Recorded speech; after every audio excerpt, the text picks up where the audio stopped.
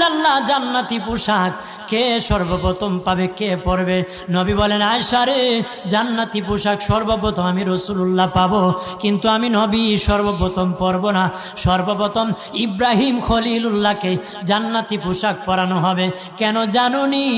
ইব্রাহিম নবীকে নমরুদের আগুনে যখন ফেলে দেওয়া হয়েছিল, দুনিয়ার সব ছেড়ে দিয়েছিল, বাড়ি ছেড়ে দিয়েছিল, সম্পদ ছেড়ে দিয়েছিল, মা বাবা ছেড়ে দিয়েছিল, এমনকি গায়ের জামাও যখন খুলে নেয়, ইব্রাহিম কয়েক কাপড় ছেড়ে দিতে পারি, আমার আসমানের মালিককে ছেড়ে দিতে পারি না।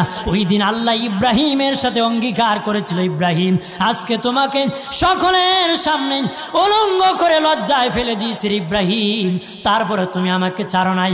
আমি কিয়ামতের দিন সকলের সামনে মুসলমান, বেঈমান, কাফের, নাস্তিক যারা তোমাকে উলঙ্গ করেছিল, তাদের সামনে আমি আল্লাহ আনুষ্ঠানিকভাবে তোমাকে কাপড়